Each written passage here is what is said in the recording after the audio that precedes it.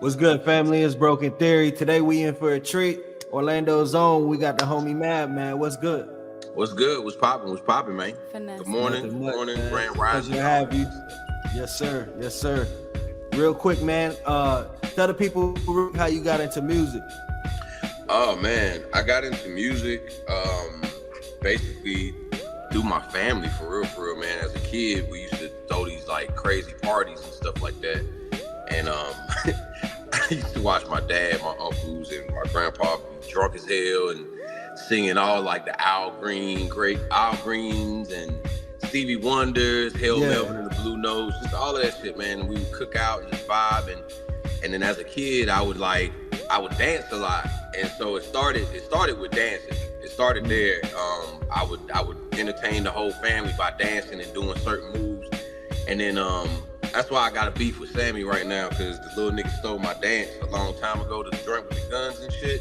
I actually invented that. I invented that fucking dance, and then I saw this nigga doing it, and then he fucking blew up, and so you know, it started from there. I got into like doing like plays as a kid. I was like the Big Bad Wolf in Head Start.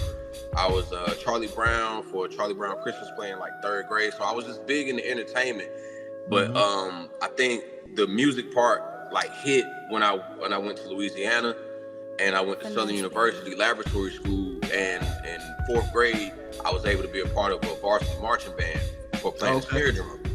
So when that happened, it was a wrap, bro. I was like, I left from there, and thinking back on it, I wish I would have stayed, but I left from there and I went back to North Carolina where, conditions wasn't as how it was in Louisiana. Yeah. So I didn't have a snare drum, I didn't have drumsticks. All I had was wooden sticks from the trees and buckets. And I got a doc coming that I'm putting together where you guys will see all of that, where as a kid, my mom just out there recording me, like just beating on the damn bucket, doing tricks and sticks and shit with the sticks, like with with just pieces of wood, man, or branches, like little pieces of branches, man. It was just in me. So the drums was the first instrument that you picked up? You said what? The drums was the first instrument that you picked up? Yeah, the snare drum was the first instrument I ever played. That's the first piece of music that was given to me that I was able to learn how to read music on sheets and stuff like that, where I can literally look at and see where I needed to hit, if I needed double time, triple time, like all of that was all there. It started from there. And I can't remember who my music teacher was in 4th grade, but whoever that person was, thank you, because that shit changed my life, man. Like just being in that surrounding. And if you know anything about Louisiana and Southern University, Grambling, like those powerhouse HBCU schools that are big into music and their culture behind it, man, it was super powerful, bro. It was super powerful. Yeah, that's crazy, man. So talk about that process. After the drums, what did you pick up next? So after understanding the drums, that's when I started getting into rapping. And so like 5th grade, I came back home, and me and 2 of my other homies, my boy Jordy and my boy Tony. Jordy was the rapper, me and Tony was like the hype man. I was like the beatbox person. So I was able to, because I knew how to play drums, I was able to beatbox. And I can still do it, I just don't do it as much, because there's other people who are really, really good at that shit. Dougie Fresh, shit here in Orlando, we got Rubox. We got Rubox here. There's so many dope people that really, really do it. And then I think I got away from it because 3rd grade I had an asthma attack, and I was like, man, I'm not about to be, stressing my lungs out trying to make y'all niggas beats with my mouth. So, so I started rapping, and then I'll never forget it. 5th grade, we was outside sitting on the bleachers, and a chick was like, yo, Marcus, why you never rap? And everybody was like, yeah, I know, why you never sing that? Why you never rap? And then they was like, you rap. And then I rap. And after I finished, everybody went stupid. And then we got ready to go back to class. And then one of the chicks called me under the bleachers and showed me her titties. And I was like, all right, yeah, I think I'm doing this shit forever. And what grade was this, bro? What grade was this? What grade? 5th grade. Oh my God. 5th grade, bro. 5th grade. fifth grade. That's fifth crazy, grade. bro. She ain't like pull them out, you know what I'm saying? But it was like, She's you know like, what the I'm saying? world Like is yours. the Cleveland, yeah, you know what I'm saying? But it was like confirmation, bro. It was confirmation right there. It was like, I feel it. this is your path, son. This is your destiny. See, look. So what was the process like going from that, you know what I mean, feeling like you're on top of the world pretty much at that young age? What was it like making your first project? Talk about that process for me. The first project was, I ain't gonna lie, dog. The first project was probably the most retarded shit that I've ever done in my life. And why do you say that? Because I did the whole project in a day.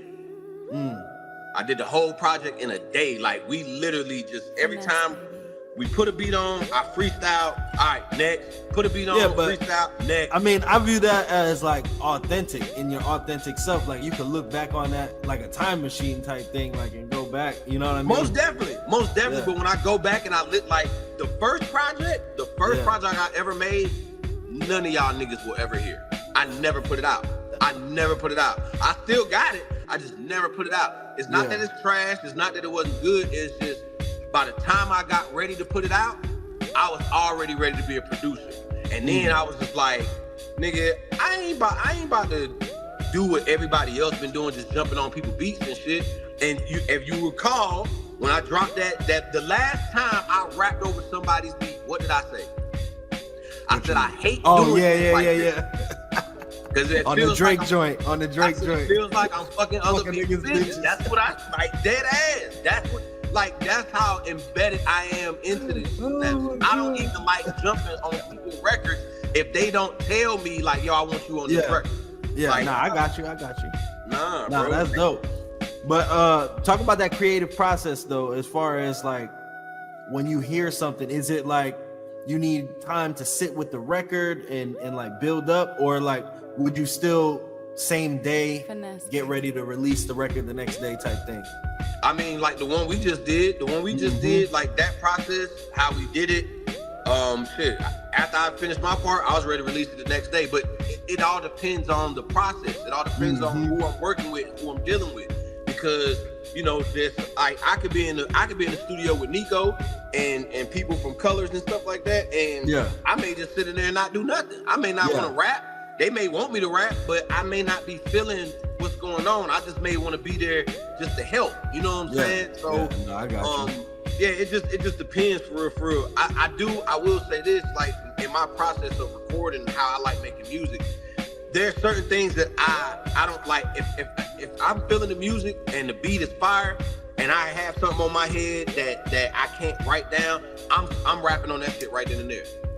But if I make something or like when I worked with you guys the other day, like I didn't have anything mentally to give because I had already spent energy producing. And then so going from producing to now engineering, it's like, nigga, when you get into those realms, me personally, I'm not thinking about rapping because I want this to be fully like where it needs to be. So I can't, I have to give one day to one thing and then one day to the next thing. So that's cool. Yeah, so like with me, and that's why, like, if you listen to a lot of the records, you can tell the records that I took time with. You can tell the records that I just was like, nigga, let me hurry up and get it out. Like I was telling you earlier, I'm trying to remix the motion. Because when I hear the motion and I hear all my other records, I'm like, I rushed this record. Yeah. Because I was so ready for people to hear it, I didn't take the time with making sure it sound perfect for them to absorb it. You see what I'm saying? Yeah, I got you. So now I'm just like, I'm getting to the point now with music where it's like, what am I rushing for to hurry up and get music out to these people who absorb music now like it's fucking syrup. Like they can just squeeze it in their mouth and then swallow it. You know what I'm saying? Like nah. Like the record I'm about to drop in a few weeks, Southern Clouds, I made that song 10 years ago. And just held on to it. Just held on to it. And I be doing shit like that too, bro. It was because of how good it is. But when you guys hear this record, you're not gonna know that this song was made 10 years ago. Because it's timeless. There you go. That's the whole thing, man. You know what I mean? When you're making timeless music, you can drop whenever. Whenever. You know what I mean?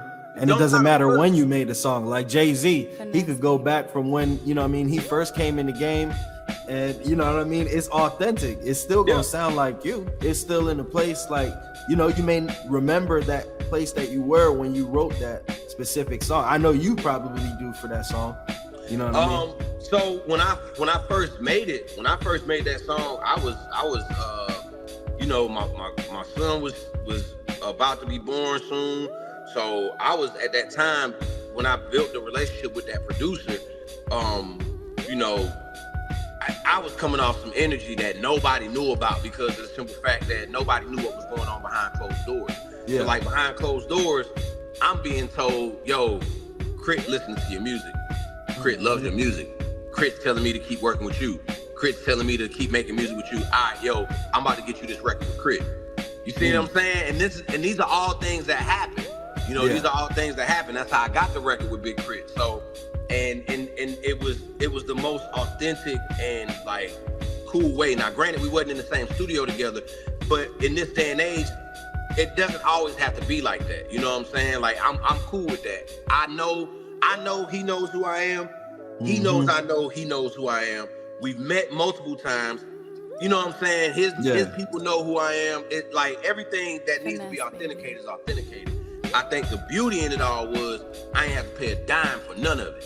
Yeah. And that's why I respect him more than I respect a lot of fucking people, because when he did that record, he was signed to Def Jam. Nigga, I'm just an underground nigga that you know I'm dope as fuck. I don't have the team and the people that those people have, but by myself, I got to a point where you knew who the fuck I was. Yeah. And that to me screams volumes. Like people like Kweli, people like Skyzoo, all of these people know who the fuck I am, and I got there just by who I am. Nobody helped me besides my nigga Mango and my baby moms. That's it. It just that's been it. It's me and probably like one or two other people, bro. But I'm the one that's doing all the work. Like you've been into my studio, so I'm paying for all of this. Like this ain't my girl helping me and no shit like that. Like it's all me. Everything is all me. The one thing my girl bought me, and when she bought it, I was like, yo, don't ever do this shit again. You know what I'm saying? Like you don't ever have to do this shit again. She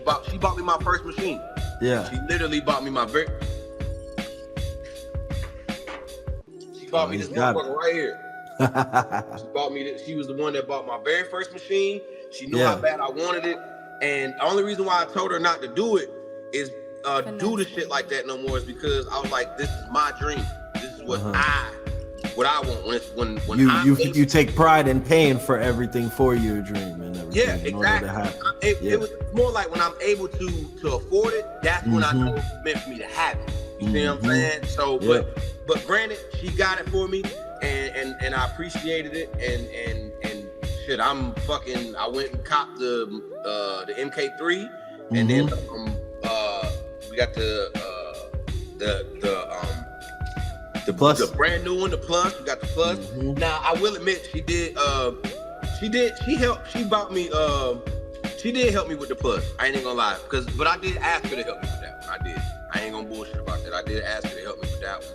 Hey man, ain't nothing like when you have a real one on your side and she like understands, you know what I'm saying? Like how much you care about this stuff. Like buying you stuff is not really like the same as like materialistic people, because it's like you're actually putting this into your craft. So it's like how it would be if she was like buying you a tool or something. It's not the same, like, you know what I mean? It's really dope when somebody could do that for you. You know what I mean? I truly appreciate it. It. It's just I'm big on everybody around me. Like if I come to you for help, that's when I need your help. Yeah. If I don't come to you for help, then I'm good. Focus on you. You know what I'm saying? Focus on you and invest in your shit. Because when I see you investing in your shit and you doing what you need to do, what you think that's gonna make me do? That's gonna make me up my shit. You see what I'm saying? People don't get the dynamics of everybody that you're connected to and the importance of them following what they really love to do. Because when you really love a motherfucker, you want to see them be the greatest at what it is they want to do. Hell yeah. Period. That's how the shit works. So I made this song, voila. She just walked in here like this dead ass. Like when I made that song Voila, I was on the verge of leaving her ass. I was like, yo, you gotta show me something. You gotta show me something. So when you hear that song, I wanna know, can you create? Can you orchestrate? Can you talk about your life in a mode to make a shape? Like, what can you do outside of what everybody else has to do for a living to show me that you are alive? To show me and show the world what you were here to do. And I mean, I think that's rooted deep down from like when you care about somebody deeply, you know what I'm saying? Like being able to have that communication to where like things work out is because of the love. You know what I'm saying? Granted, when I made that song, guess what she started doing after that? Everything you said. Not painting, all types of shit. So you probably following her dreams. dreams. And you saw paintings on the wall. That was her. I had people come in here. Who painted this? Who did this? Who did this? She did. Why she not in galleries? Yep. Cause she ain't serious about it. And she don't know how. She ain't serious about it, so she don't know how easy I can get her paintings into these fucking galleries. Yeah. That's fine. You see what I'm saying? Like shit like that, bro. Like that's how I like to operate. If I see you, or if I see a human being, and you give me a sense that there's something about you that I can help you take to the next level, I'm gonna fucking do it. Yeah. We bought a camera. We bought a camera for my son. In the same year buying that camera, I told her, I said, look, grab the camera, I'm gonna throw him in the air, take this picture. Threw my son in the air, he's got this little vest on type thing that's like, what's the nigga name? Captain America. It's like the Captain America symbol type shit. Threw him in the air, magically, this little nigga goes like this in the air, and she snaps the picture, he looks like he's flying, bro. That shit's crazy. That shit's crazy. Now, granted, she did go and she did put in the work to get him into the magazine. So I'm like, yo, if you can do this, you don't realize you just got your son placed in the magazine. You took the picture. You know what that makes you? A published photographer. You ain't had a fucking camera for a whole year and you're a published photographer. Do you know how long it takes motherfuckers to achieve that? Yep.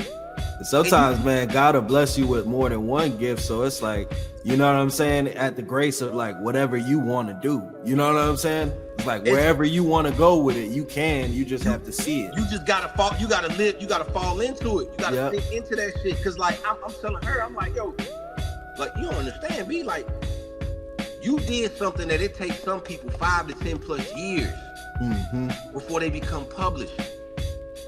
That's not a small fucking feat. Yep. That's not small. That's big. That's big. Huge. Once you are a published photographer, you can charge people $1,000 an hour just for you to take pictures. Yep. Because you know what you're doing. When you know what you're doing, it's not a game. For real. So no, that's where I be with all this stuff, man. It's like it's for me. It's all about empowering people, bro. I'll be wanting people.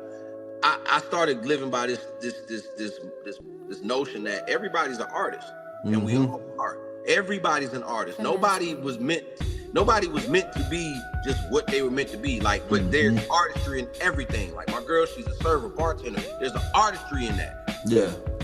So if this is what you love to do, instead of fucking doing it for these people, do it for yourself. Do it for yourself. You're good enough to do it for yourself. Like if you don't. My biggest thing now with people is if you don't build for yourself, you're going to build somebody else shit. Yep. Hell yeah.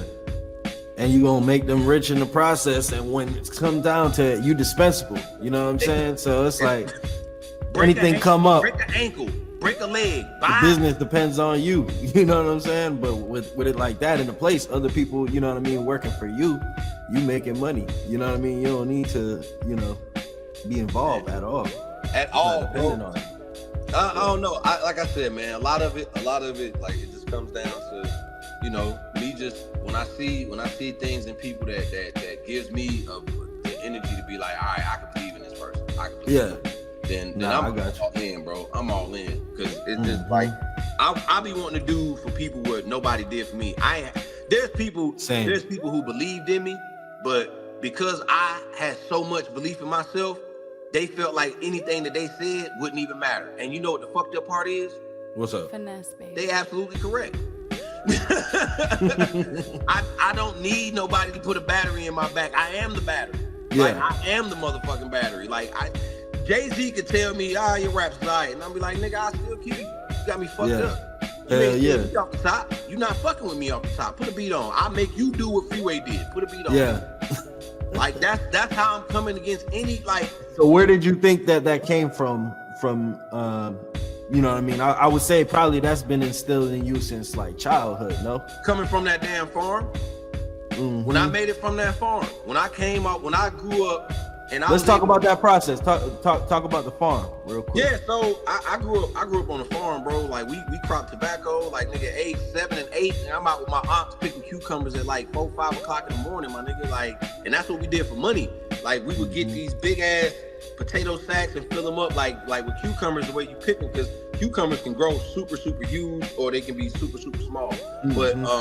But the people who we're picking for, they want the smallest ones, and they're called number ones. So you get the number ones, they got 2, 3, 4s, and 5s. 5s like big, gigantic fucking cucumbers and shit, which they don't really do anything with besides probably throw them away, or they may do something with them, I don't know. But I know the number ones, those are the ones that, like, if you got like 4 or 5 bags of number ones, which now you gotta think about it, these small fucking cucumbers, and so to fill them shits up, it's gonna take you like a long fucking time without putting the massive ones in there to fill up the sack quickly. But if you have like 4 or 5 bags of number ones, man, you can make like 600-700 in a day. You know what I'm saying? But that, mind you up at like 5 o'clock in the morning. Yeah. Like you out there picking, like snatching them up. You don't know if they snakes out there. You don't know what the fuck going on. Crop tobacco, same thing, man. But it was super cool. I grew up all around my family and stuff, man, and we didn't. You know, as you get older, like I used to say dumb shit. I was like, man, I used to tell people, I was like, man, we was poor as shit. You know what I'm saying? And in hindsight, yeah, we were. Like I could wake up at night, hungry, thirsty, go into my kitchen, and yeah, nigga, I'll be swallowing spit for the rest of the night. Cause it's like, nigga, I don't want shit out of here. I don't want nothing out of here. Like, nigga, it was like roaches every motherfucking where. Floors, cabinets, all like just everywhere, nigga. And then I wake up and go in that same kitchen and eat breakfast like I ain't see that shit tonight, like last night. You know what I'm saying? Like, yeah, it was wild times, man. I developed a phobia of smacks. So like now when a nigga bring me smack cereal, I take it as a sign of disrespect. Cause like why is that? Cause if you look at smacks in a bowl, what does it look like? I don't roaches. know. Oh shit. Okay. Yeah, if you look at smacks in a bowl, it look like roaches. And I decided to eat smacks one day, and yeah, there was one in it. Yeah. So now when you bring smacks, if you bring me smacks, you basically telling me like, nigga, stand your ground. That's what you telling me. So you know that's why I'm here in Florida. So when a nigga bring me a box of smack cereal, it's like, stand your ground, nigga. So that's the first thing I do. When a nigga pull out a box of smack, I pull out the 4-5. You're like, nah. Yeah, it's that simple. It's that simple, man. It's that simple. I pull out the 4-5. I know anything below the waist is not attempted murder. I know my laws, so I'm good. Yep. So hey, let's talk about the military real quick. I know you served. Talk about life in the military and how it was as an artist. You know what I mean, being in the military. So the wild thing. This is probably one of the biggest things that I sit back and I really kind of beat myself up about. I missed a golden opportunity when I was in the military. When I was in the military, I had nothing but time to work on music. But I didn't realize the process of music was changing. So I was just caught into... How so? Huh? How so? So, you know, in that time when I was in the military, I was already being with I had been with my cousin a few times recording on his laptop, but I was still under the mantra that I needed to be in the studio. So whole time, all I needed was a computer, interface, microphone, speakers. Yeah. And I could have been recording the whole time. Yep. So, babe, can you get that for me? So, it really fucked me up, man, because I was like, damn, like I in that time, I was in love. So I wasn't even thinking about music. I wasn't thinking about rapping. I wasn't thinking about none of that. All I was thinking about was the girl I was with at the time. and being when you're in love, being dumb. Like I was just dumb. Like I was always going to see her on the weekends. Not valuing your time. Yeah. When I could have just been working on your purpose. Yeah. You see what I'm saying? Like I wasn't locked in, and it's because I just didn't know. I was ignorant to the fact that I didn't know the landscape of music was changing, where all you needed was an inbox mini, or all you needed was an inbox and a microphone and a computer. And then I was making money, so I could have bought all of this shit. You know what I'm saying? Like I could have had all of the gear that I needed before I even got out. But I was just so locked in on trying to be a boyfriend, and I was like, yo, you want to be a lawyer? Like I'm thinking about all this stuff. So I'm thinking about marriage. I'm thinking about all this shit. And then I'm glad that I didn't. I'm glad none of that shit played out the way I thought it was. But as far as the military aspect, man, that shit was probably one of the greatest decisions I've made in my life. Yeah. For a lot of people, you know, they got their pride and how they feel about the military. But at the end of the day, I tell people, man, if you ever have thoughts about the military, don't listen to motherfuckers that ain't never done it. Don't listen to people that ain't never been through that shit, because they can't tell you the ins and outs of how that shit work and how it can be beneficial for you. Oh yeah. They can probably tell you like, man, fuck it, I ain't going to fight for no white man and no shit like that. But I mean, you can either go fight for the white man, or you can go die by the white man or the black man out the street, or the Indian man or the Mexican man. It doesn't matter. Like, so I just looked at it in the aspect of, I was like, all right, look, if I stay in the hood, I'm gonna be selling drugs, and eventually, because I'm not gonna do what one of these motherfuckers want me to do, they might try to cross me. They may be one of my homies.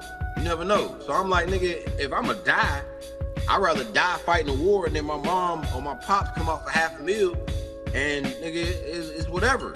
Yeah. But shit, nigga, I didn't die. I went to war. I did 85 missions in Iraq, in Ramadi, Iraq. At that, probably one of the most dangerous areas in Iraq. And this is why I stay to myself now, because, you know, a lot of people can see me and they look at me and be like, oh, you know, this nigga, he might be, he one of those, he's like a ladies man type shit. All the women love him. They like, he's soft or whatever, but niggas don't know, like, I kill their ass for real. So I stay to myself. I don't want to bother nobody. I don't want nobody to bother me, because nobody knows what I'm actually capable of. So it's like, with me knowing that, now I have to protect people by protecting me.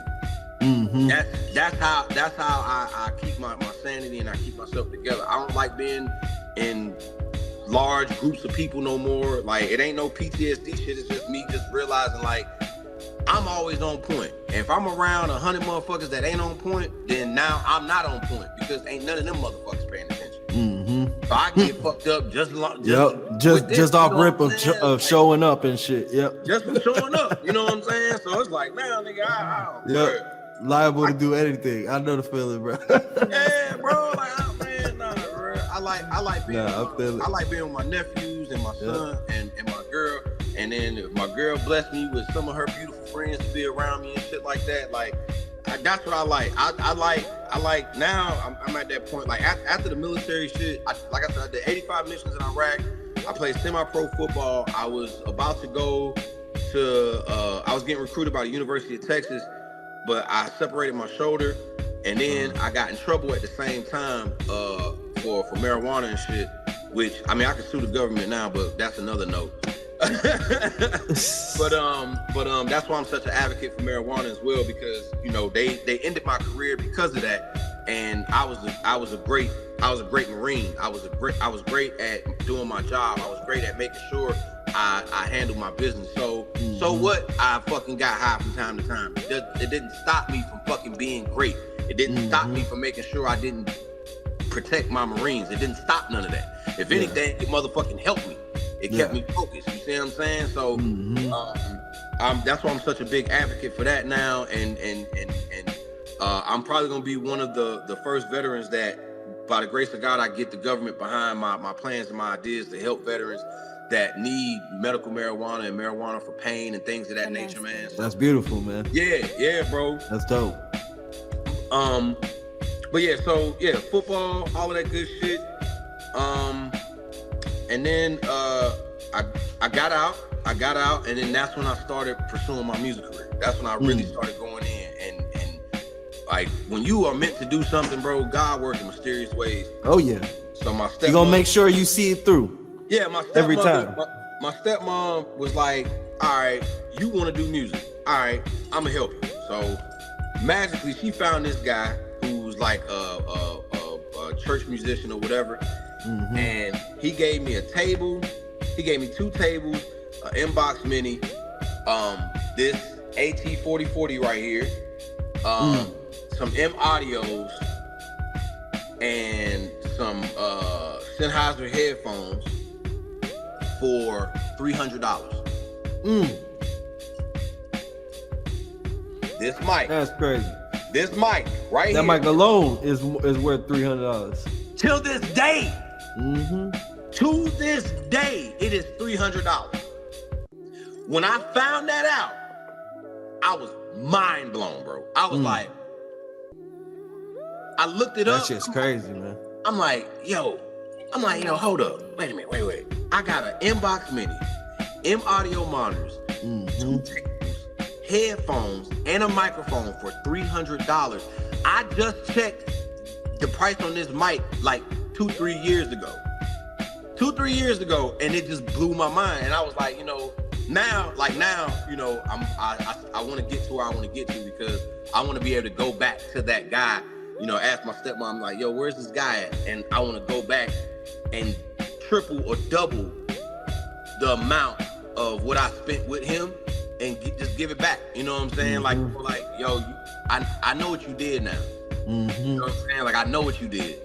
Like, you blessed me beyond measure. Like, nobody... Yep. That don't happen for everybody like that. Mm-hmm. It don't happen like that. So yeah, man. I got that, and I end up in my dad's basement. My dad was charging me rent to live in the basement. Mm-hmm. And I made the second project, which was air traffic control. If you could find a way to get on that piff, probably grab it. And air traffic control, I got you. Air traffic control was probably that was my baby. Like I love that project, and that project was me jumping on. It was a mixture of beats from this dope ass producer from DC, and then in this nigga record. You know what I'm saying? There's like I rapped over Alicia Keys' Unthinkable. There was a few joints that I rapped over that it was super fire, man. It was super fire, super dope. That's crazy. So, hey, let's talk about inspiration as far as like where you draw inspiration from. Who are you inspired by, and like what qualities did they pass down to you? So the crazy part is that's all based on time frame. It's all based on time frame, because if you're talking when I was like in 4th grade, it was Bone Thugs and Harmony, Master P, No Limit, Going Up. You know what I'm saying? Going Up. High school, it was 3 6 Mafia, Project Pat. We was deep in the 3 6. We was deep in the 3 6 at high school, because we was heavy on drugs, drinking. You know what I'm saying? Like we was just going in, man. Now at my grown stage, I figured out where my passion and my inspiration resides music wise, and it's all in the 70s. I'm a big 70s advocate. I don't think there's any era of music that's better than the 70s. I don't think there's any musicians that are better than what we had in the 70s. Only because when you look at the 70s, you had mainstream artists, you had fucking no-name niggas, and them no-name niggas was just as good, if not better, than the mainstream motherfuckers. And that, from that aspect alone, it blows my mind, because we're in that era now where the underground people are better than the mainstream people, but there's still some mainstream people that are making exceptional music, i.e. Mick Jenkins, i.e. Lupe Fiasco, Kendrick Lamar. Motherfuckers want to hate on Drake, but Drake still makes good music. With the 20 people he has in one room, man. True.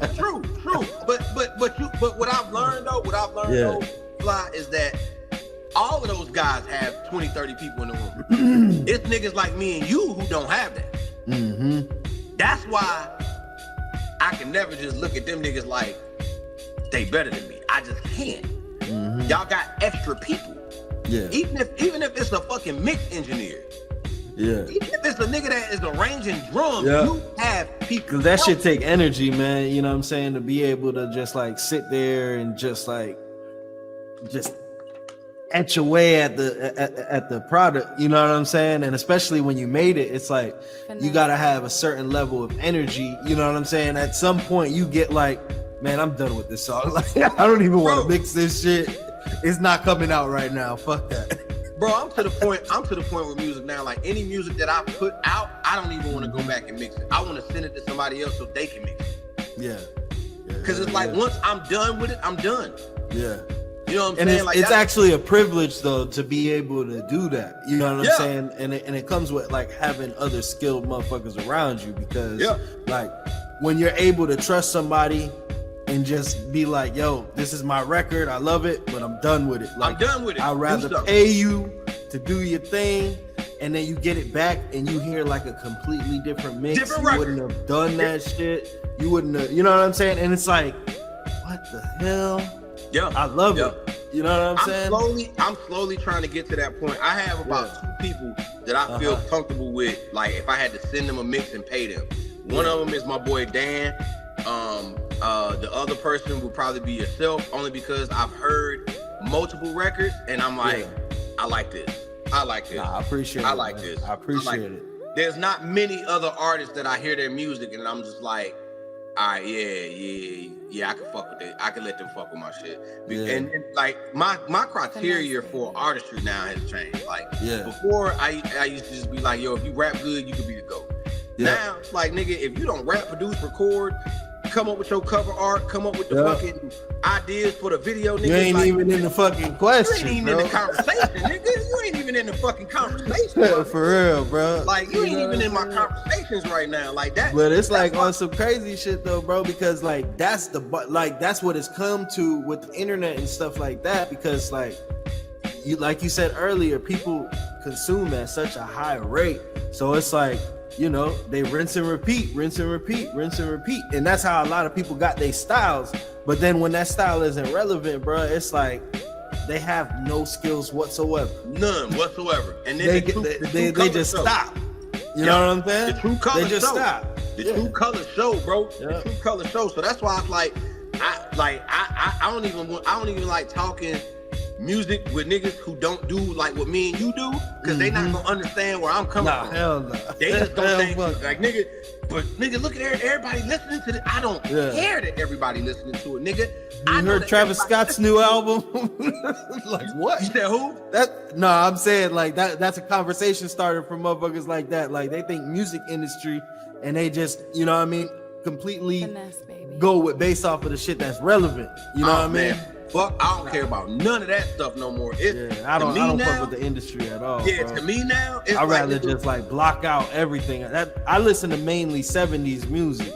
You know what I'm saying? I listen to a lot of soul music. You know what I'm saying? As far as like what I consume. You know what I mean? Other than my own.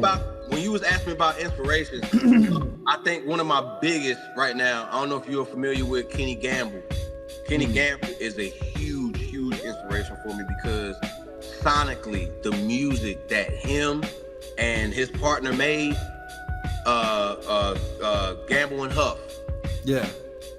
The music. Bro. You're gonna have to shoot me some records, bro. Hey, you know them. You know them. Like I was telling you, though. You know them. Like I was telling you, bro, we gotta set up something for a community. You know what I'm saying? Where we start dropping some gems for people to be able to sample. Like some people may not grown up with that like genre in their household, so like they may not know where to even start. So like I'd like for us to put our brains together. You know what I'm saying, and put together something like that to where it's like people could draw inspiration. You know what I'm saying? That would be pretty dope. There's a chick. I trust your music opinion. There's a chick that's doing it. There's a chick that's doing exactly what you're talking about right now. I don't know if you've seen her. Yeah. What's her name? Like, her name's Lindsay Renee. No, I never heard of her. So Lindsay Renee runs this radio station called Soul Patrol. Okay. And I've never watched somebody on the internet like make moves so fast, but she's thriving through her passion. This girl's like 21 years old, bro, and like I ain't gonna lie, it made me fall in love with her low key, because I'm like, how are you 21 years old but you love soulful music like this. Like she don't. I don't even think she listened to Sexy Red. Like 21 years old, and you're not listening to Sexy Red. You're not listening to Cardi B. You're not listening to none of these people. You listening to Kenny Gamble. You listening to Isaac Hayes. You listening to like all of these like super dope. But it rubs off. It rubs off in the music. You know what I'm saying? She don't do music. She don't do music.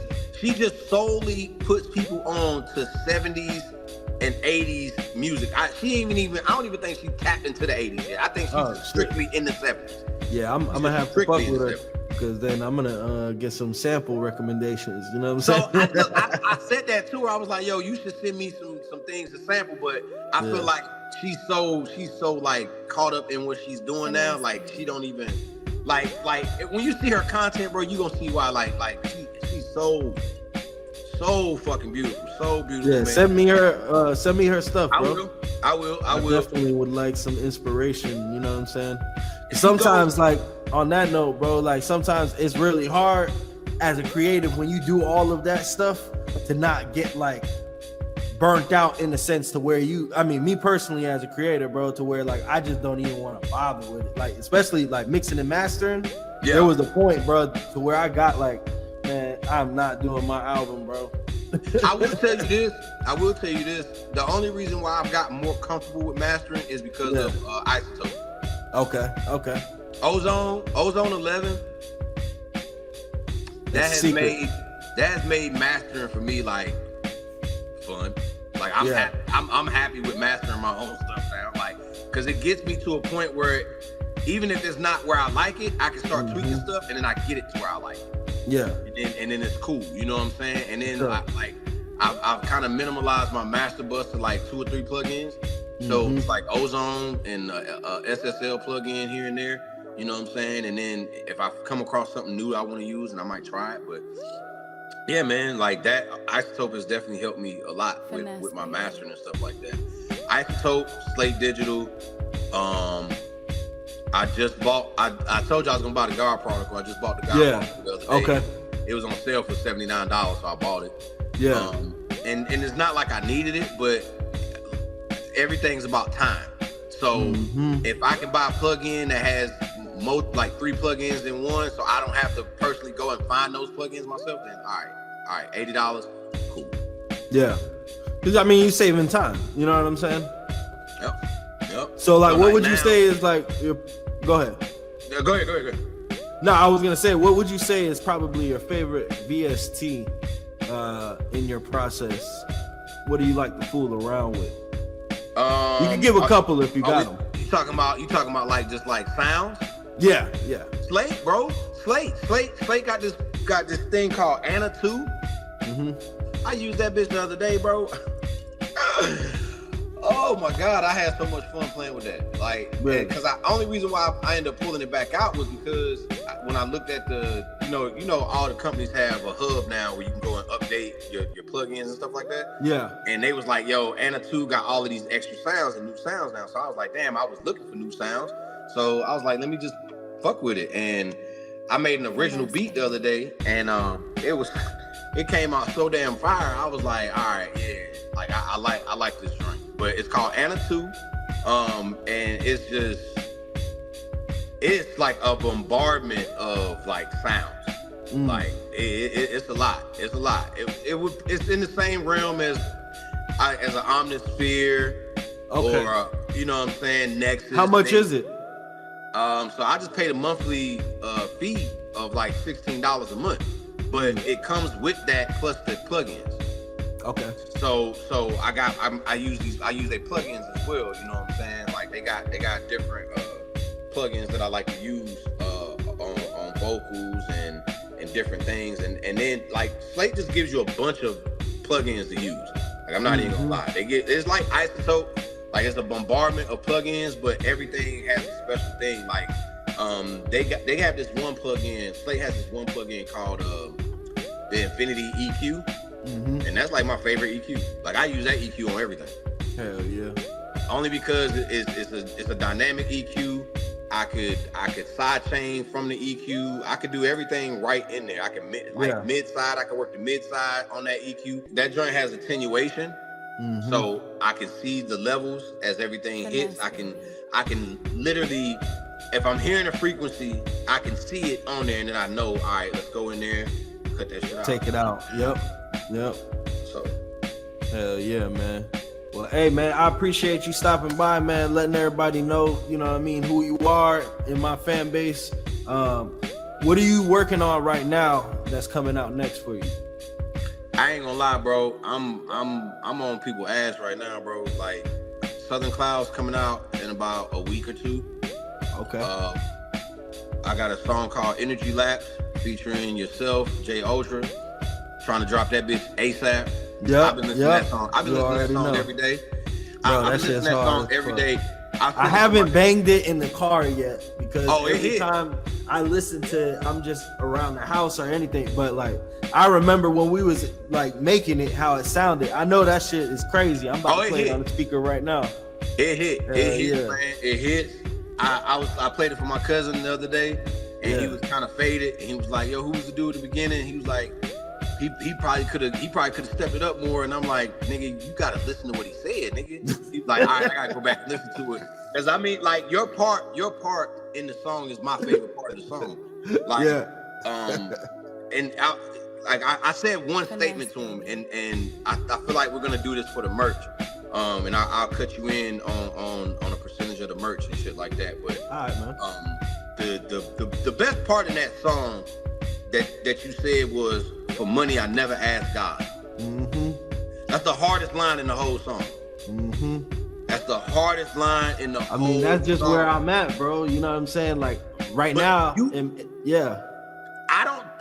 I think you understand how deep it is, but I don't think you understand how deep it is. I know how deep it is, bro. That's why I put that shit like that.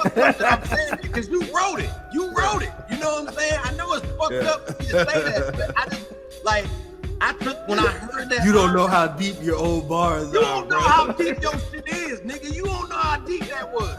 Cause it's like, when I said it to my cousin, and when I said it to him, he's like, ooh. Like, then I think he was drunk when I sent it to him, and I think he went back and listened to it. Now he has a different opinion. But I was like, nigga, the nigga said, "For money, I never asked God." Like, that shit is so deep. Like, how can you ask something that's not of God? Like, how can you ask him for something that's not of him? Like, but there's people who do that shit. Yeah. That's the only time he hears from them. You know what I'm saying? If I just get this little bit of money for this, like, nigga, that ain't of God, nigga. But that's the only time that he hears from them. You know what I'm saying? So it's like, you know, by me saying that, I'm pretty much separating myself from everybody else. You know what I'm saying? Basically saying I don't rely on people God. People who understand money, that's how we operate. Yeah. We don't ask God for money. We don't need money. Yep. What we need is God. What we need is God to take care of the people we care about. Yep. If God take care of the people we care about, guess what? Money becomes irrelevant. It's not the source of what feeds the human body and mind and soul. Don't come from a fucking piece of paper. Yep. So to me, that's man-made. It's man-made. Anything man-made is built to destroy. Nothing man-made lasts, my nigga. These phones, these microphones, these speakers, none of this shit lasts. All this shit can be destroyed by something natural. Yep. Water, sunlight. Yep. Sand, wind. That's deep, bro. You don't know how deep your words were. Just. Oh no, I know. But look, I'm only doing this because I fuck with you. But that same point that I just made right there. This is why I don't do podcasts. Yeah. Now you get it. You see why? Because technically, there's people. I don't know if there's people that heard what we talking about right now, or you know what I'm saying. I don't know. But if there is, there's gonna be somebody that's gonna take what I just said. They're not gonna come back and say, "I got this from him." They're gonna take that and be like, "This is me." Yeah. That's why I don't do podcasts. I ain't read no book. I ain't read no book to tell me that. Yeah. That's just coming from from what our conversation right now. So that's why I told you when we was talking about podcasts, I was like, what I say to you and what you say to me is meant for us. It ain't meant for everybody else. Yeah. Now, if we have another conversation, if another person come in, like how Jay Ultra was in here, and then we have a conversation about something, guess what? It was meant for him to hear that. Yeah. Yep, for sure. I definitely believe in that shit, bro. And like the way that in that session, bro, everything just clicked. You know what I'm saying? And just like everybody was just on their purpose type shit. It just all fell into place, bro. Like I want to set something up bigger on like a higher degree to where like we all cooking up in different ways. I mean, we could do a camp. You know we could do a camp. I feel like we all pitch in some money. We go find us a fucking condo on the beach where we can look out at the water. You know what I'm saying? Have our kids and our family where they squared away. We get 2 rooms.